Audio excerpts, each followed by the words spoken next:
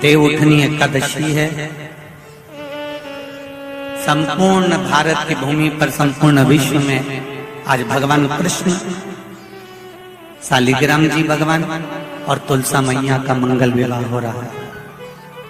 संपूर्ण विश्व में, पूरी भारत की भूमि पर पूरे सनातनी भाई बहन आज शालिग्राम जी के साथ में, लड्डू गोपाल जी के साथ में, भगवान नारायण के साथ में तुलसी जी का मंगल विवाह करेंगे। हम भी चाहते हैं कि आप भी मंगल विवाह करें, पर निवेदन है आप भी भीष्म पितामह जैसे आज भगवान से कह देना, भोलेनाथ मैं भी अपनी बुद्धि रूपी किसी लड़का और लड़की का विवाह नहीं हो रहा,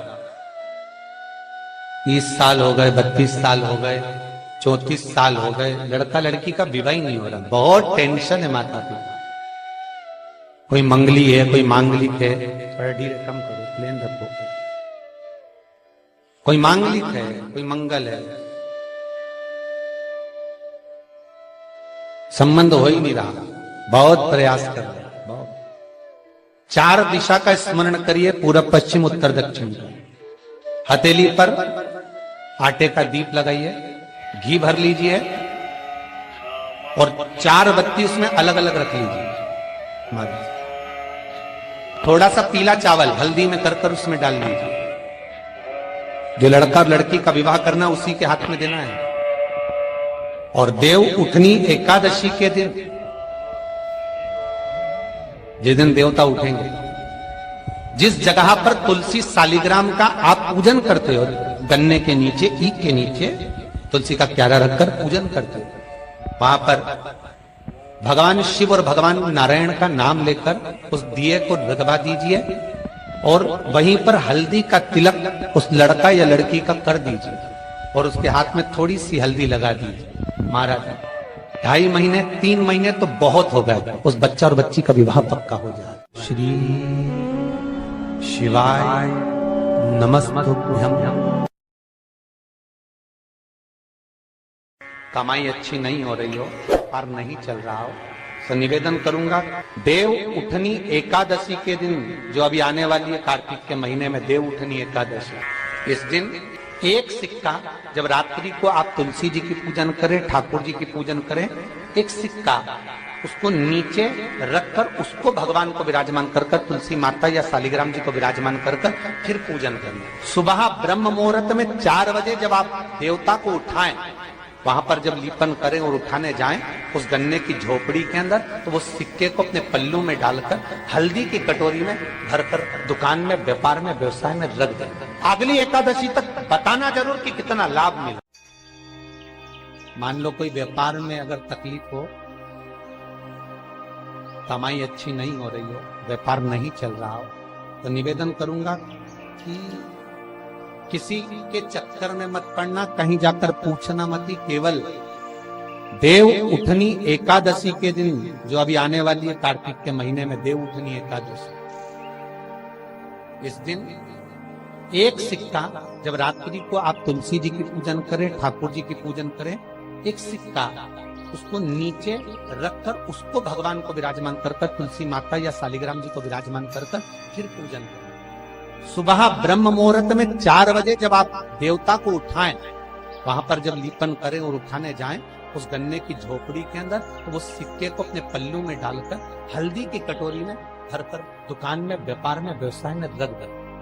अगली एकादशी तक बताना जरूर कि कितना लाभ मिला, कितना कमाया आपने, सूचना जरूर देना हो, बताना जरूर कि कितना प्राप्त हो। क्यों? क्योंकि नारायण जब देव उठनी एकादशी पर उठते हैं, जब मेरे भगवान विष्णु अपना चरण नीचे रखते हैं, तो एक कुबेर और दूसरी स्वयं लक्ष्मी भगवान के चरण को अपने हाथों में झेल लेती है। तो जिस स्थान पर आप देवता को उठा रहे हो, जिस स्थान पर आप भगवान की आराधना कर रहे हो, जिस स्थान पर आप भगवान को जगाने का प्रयास कर रहे हो, वहाँ आप अगर लक्ष्मी को विराजमान कर देंगे, तो नारायण का चरण और लक्ष्मी दोनों कुबेर के साथ हमें प्राप्त हो, हमें उसका फल प्राप्त। किसी लड़का और लड़की का विवाह नहीं हो रहा, 30 साल हो गए, 32 साल हो गए, 34 साल हो गए, लड़का लड़की का विवाह ही नहीं हो रहा। बहुत टेंशन है माता पिता। कोई मंगली है, कोई मांगलिक है, कोई मांगलिक है, कोई मंगल है, संबंध हो ही नहीं रहा, बहुत प्रयास कर। तो अब की बार कार्तिक महात्म को सुने हो आप, एक प्रयास छोटा सा कर देते हैं, ठीक है?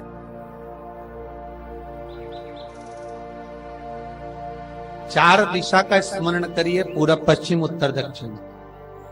हथेली पर आटे का दीप लगाइए, घी भर लीजिए और 4 बत्ती उसमें अलग अलग रख लीजिए। थोड़ा सा पीला चावल हल्दी में कर उसमें डाल लीजिए। जो लड़का और लड़की का विवाह करना उसी के हाथ में देना है। और देव उठनी एकादशी के दिन, जिस दिन देवता उठेंगे, जिस जगह पर तुलसी सालिग्राम का आप पूजन करते हो, गन्ने के नीचे, ईख के नीचे तुलसी का प्यारा रखकर पूजन करते हो, वहां पर भगवान शिव और भगवान नारायण का नाम लेकर उस दिए को रगवा दीजिए और वहीं पर हल्दी का तिलक उस लड़का या लड़की का कर दीजिए और उसके हाथ में थोड़ी सी हल्दी लगा दीजिए। महाराज 2.5 महीने 3 महीने तो बहुत हो गए, उस बच्चा और बच्ची का विवाह पक्का हो। महाराज श्रीमद् भागवत कथा कहती है, कार्तिक महात्म कथा है, तुलसी का क्यारा सौभाग्यवती नारियां जब जल का सिंचन कार्तिक महीने में करती है तो उसका सौभाग्यता का आनंद पाती है। तुलसी बता देती है कि आपके घर की दशा क्या है। बार बार जल डालने के बाद भी तुलसी सूख रही है, बार बार आप पूजन कर रहे हैं, पाठ कर रहे हैं, तो भी तुलसी के तल सूख रहे हैं। तुलसी बता देगी कि तुम्हारे घर में तकलीफ आने वाली है, कष्ट आने वाला है, सूख रही है। किसी ने जरूर कुछ ना कुछ ऐसा है कि इसमें घर में तो तकलीफ आएगी। तुमने लगाया फिर सूखी, फिर लगाया फिर। तुलसा महारानी बता देती है कि कष्ट है, और जिस गमले की तुलसा ढेर घमोर हो, फलित हो, आनंद में हो, तो उस घर में फिर दुख नहीं आता, समृद्धि खुद बढ़ती चली।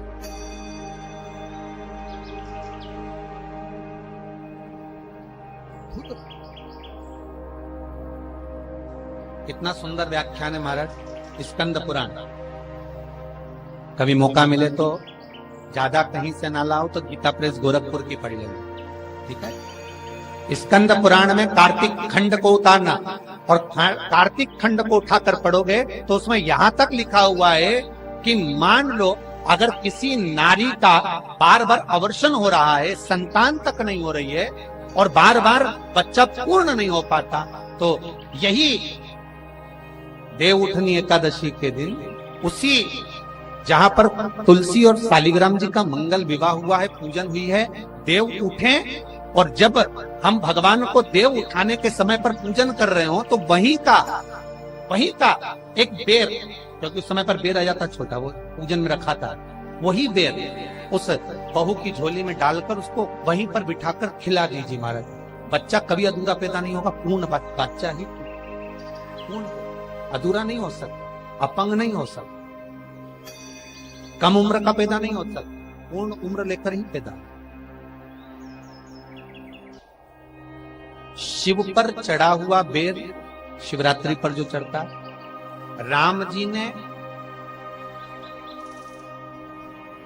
लक्ष्मण जी को जो संजीवनी दी थी, वो संजीवनी थी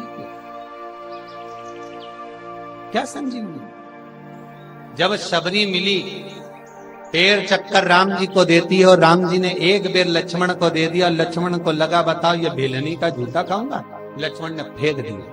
अब लक्ष्मण को शेषनाग, कोई चीज फेंकेंगे तो पास में थोड़ी ना गिरेगी, दूर कोसों दूर जाकर गिर गया वो बेर जहां गिरा उसके पौधा उत्पन्न हो गया। जब शक्ति लग गई लक्ष्मण जी को, अब इसको क्या दिया जाए, तो सुषेण वेद कहते हैं जाओ संजीवनी ले। वही बेर की पत्ती जो लक्ष्मण ने फेंकी थी, वही बेर की पत्ती उठाकर मलकर दी गई। राम जी रोते रोते कह रहे हैं पहले ही खा लेता तो आज जरूरत ही नहीं पड़ती। एकादशी का व्रत कौन कौन देवता करता है?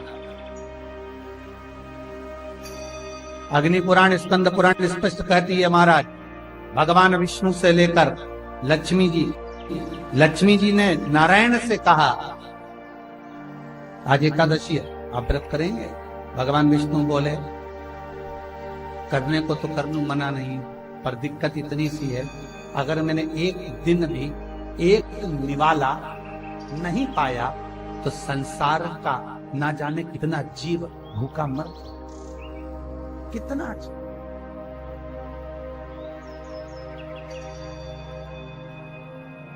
लक्ष्मी जी ने कहा,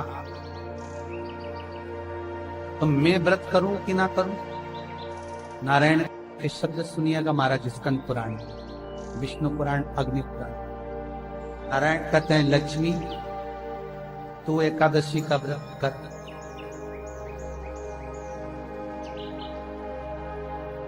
मेरे करने से क्या फल होगा? भगवान विष्णु अपनी पटरानी लक्ष्मी से कहते हैं, अपनी धर्मपत्नी से कहते हैं, लक्ष्मी नारायण अगर एक क्षण खाया बिना रह जाए तो पृथ्वी पर अनाज उत्पन्न नहीं होता, जमीन पर जो बीज बोया जाता है वो बंजर हो जाता है। अगर नारायण ना खाए तो अन्न का भाग मिलता नहीं है। संसार का लोग जलचर, थलचर, वायुचर सब भूखे मर जाए। और लक्ष्मी, अगर तू एकादशी का व्रत करेगी, अगर नहीं करती है तो जितने माताएं, जितने पुण्यवान जीव एकादशी का व्रत कर रहे हैं, घर में तू प्रवेश नहीं करेगी। अगर तूने एकादशी का व्रत करा है और संसार का कोई मानव, चाहे जलचर हो, थलचर हो, वायुचर हो, जीव किसी भी तरह से अगर एकादशी का व्रत कर लिया है तो तू कम से कम उस घर में प्रवेश तो कर दे। इसलिए तेरा एकादशी का व्रत करना है।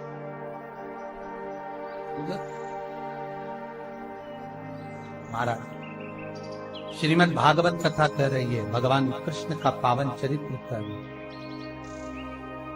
रुक्मणी और सत्यभामा, कालंदी, मित्रबंदा, लक्ष्मणा, सत्य सब संपूर्ण रूप से एकादशी का व्रत करते। भगवान नारायण की यहाँ पद्मावती, श्रीदेवी, भूदेवी सब एकादशी। श्रीमद् भागवत कथा वर्णन कर रही है, कार्तिक महत्तम कह रहा है कि आपके जीवन में करा हुआ पुण्य सत्कर्म, अर्थात हमारा जो जन्म हुआ है वो केवल भगवत भजन के लिए, स्मरण के लिए, कीर्तन के लिए, नाम जाप के करो। भगवत देखो, हिंदू धर्म में कोई भी त्योहार किस्सा नहीं है जिससे फल ना लिए। कोई भी त्योहार हिंदू धर्म का ऐसा नहीं जिससे फल ना लिए। आप एक एक त्योहार का स्मरण कर लीजिए मान। बस आज के जमाने में त्योहार को केवल एक ढोंग बताया जाए। जैसे करवा चौथ का दिन आया तो कई प्रवचन करता, कई लोग जो प्रवचन देते हैं, कई हम लोगों ने भी सुना, कई की क्लिपिंग और व्हाट्सएप पे चलती है। कई लोग उसमें कह देते हैं कि उल्लू एक बार लक्ष्मी जी के पास गया और जाकर कहा हमारी पूजन नहीं होती तो लक्ष्मी जी ने कह दिया कि करवा चौथ के दिन। ऐसी जो क्लिपिंग और बनती है गलत।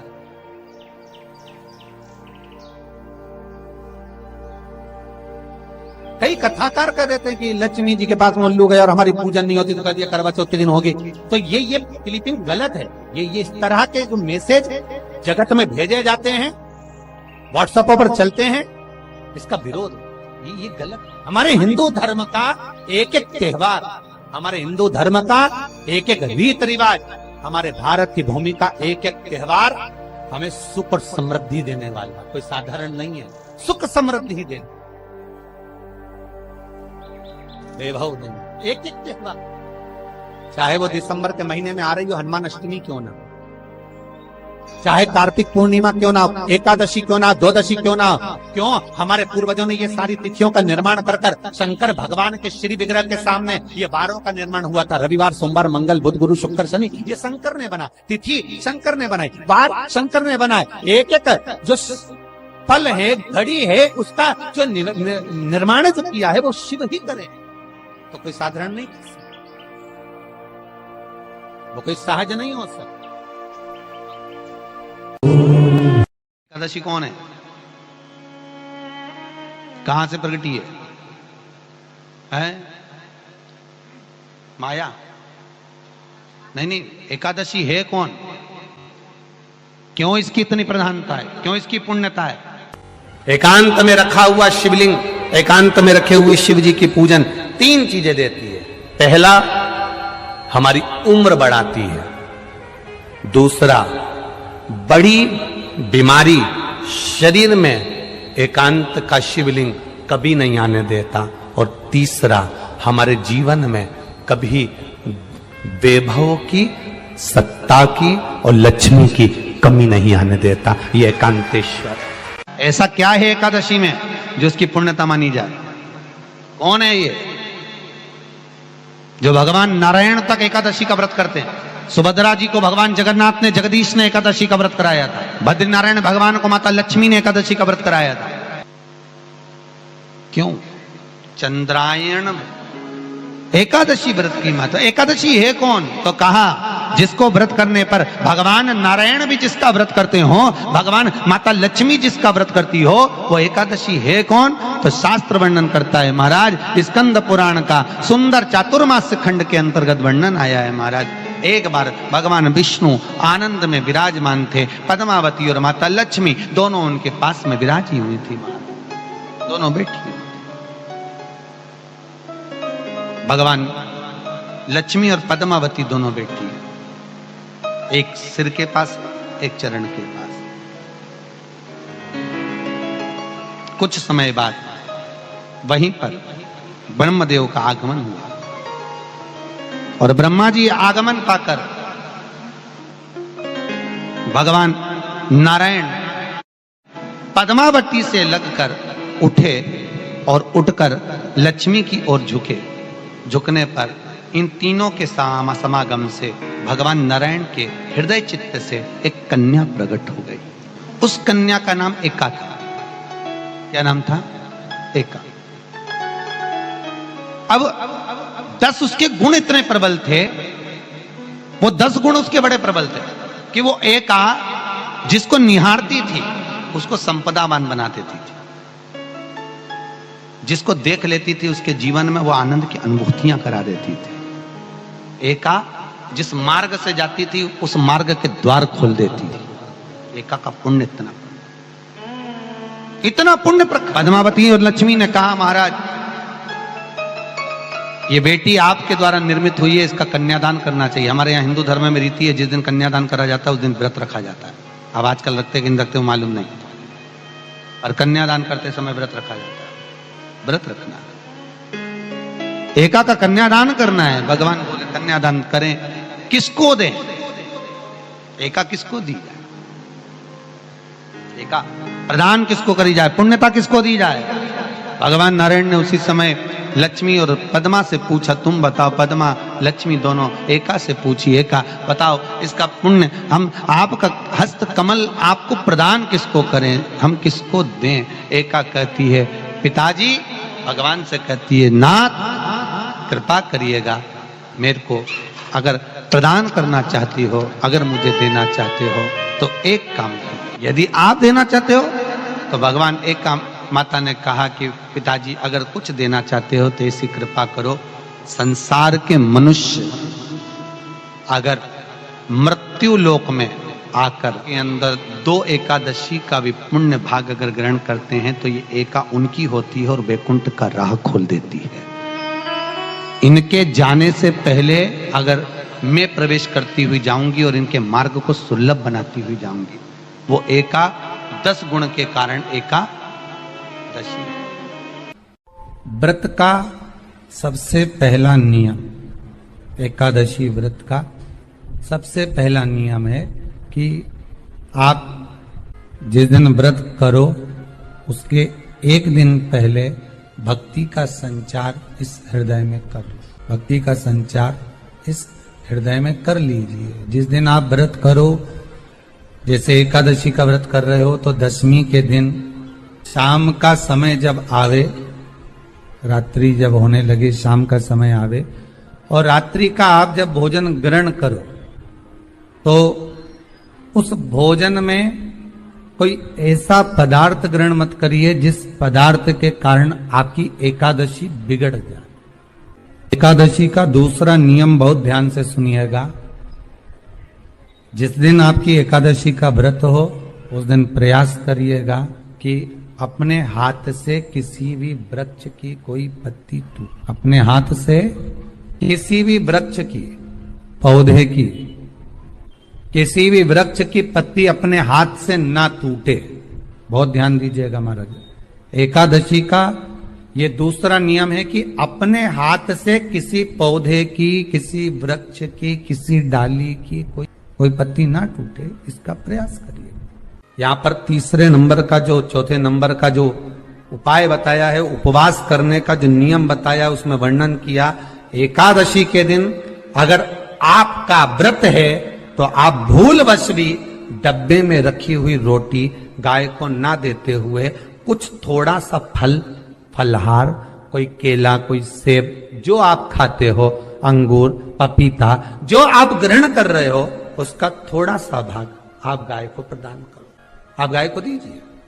रोटी ही दी है, डब्बे में से निकाल के ले गई, गाय आई है, रोटी देना, देव मना नहीं। बाकी के दिन आप आपके बेटे से कह दो रोटी दिया बेटा जा, पर आप अपने हाथों से, आपका व्रत है तो आप फलाहार आप कर रहे हो तो फलाहार का ही दान गौ माता को दीजिए।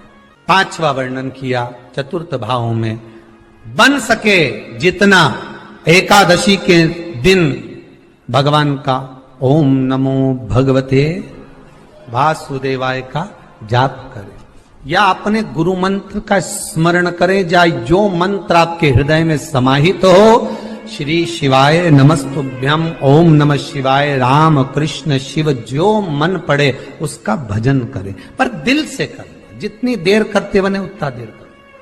माला पकड़ने की भी जरूरत नहीं कि माला पकड़ के बैठता हूं तो घटकी जिब्या से जप लो नहीं जी, वही उतना में ही पूरा हो जाए, वही बहुत। महाराज पांचवा नियम कहा, जिस दिन आपका व्रत रहे किसी निंदक से बात ना करें। निंदक जानते हो, भाई दूज के दिन, दिवाली की जो भाई दूज होती है ना, होली दिवाली की जो दूज होती है, उनमें ऐसा गोबर का भाई दूज बनाते हैं और पास में एक चुगलखोर भी बना है, और चुगलखोर के ऊपर ऐसा भाटा धर दे, एक पत्थर। अब तुम्हारे उधर रखे कि नहीं रखे हमें नहीं मालूम रहे हो, जितने आस्था पे सुन रहे हो, पर हमारे इधर तो ऐसा रहता है, गोबर का भाई बहन बनाए और उसकी पूजन करे, उसके पास में एक गोबर का चुगल चोर भी बनाया, उसके ऊपर बांटा। कथा वर्णन कर रही है, निंदक से बात ना करे।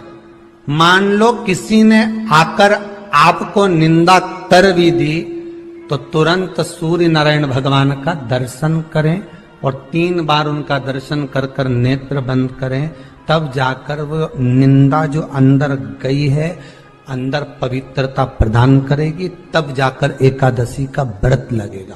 पहले तो प्रयास करो, अगर जो निंदा करने आता है ना तो उसको उस दिन एकादशी वाले दिन दरवाजे पे लिख दो कि चुगल चोर। फिर कहा जीव की हत्या ना करे, अगला नियम है, अपने द्वारा जीव की हत्या ना हो, प्रयास करना, किसी को कष्ट ना हो।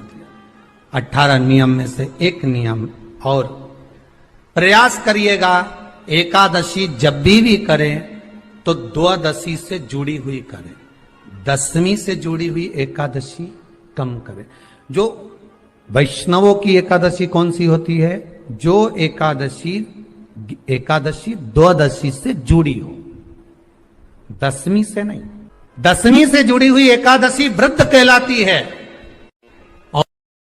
और द्वादशी से जुड़ी हुई एकादशी पुण्य फल प्रदान कर कर वैष्णवों को भगवान के चरण में छोड़ आती है। इसलिए एकादशी द्वादशी से जुड़ी हुई होना चाहिए, वैष्णव एकादशी। फिर अगला वर्णन किया गया, महाराज शास्त्र कहता है, अगला वर्णन जो किया गया उसमें बताया, प्रयास करें जिस दिन एकादशी हो उस दिन घर में बुआरी झाड़ू आदि जो लगती है वो दूसरा लगा लें। क्यों?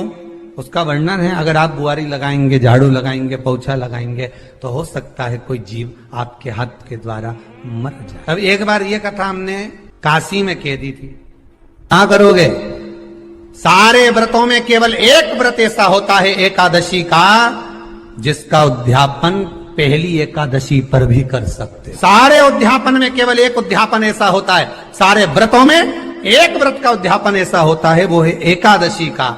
ये जरूरी नहीं कि 26 पूरी होगी तभी तुम करोगे, या तो पहली में ही कर लो या फिर 26 पूरी हो तब कर। पर उद्यापन, अगर तुमको ऐसा लगे कि हाँ मैं अभी तो जीऊंगी हो, अभी तुम्हारा बाल भी धोला नहीं हुआ, तुमको ऐसा लगे तो अभी तो पहली पर करने से क्या फल मिलेगा?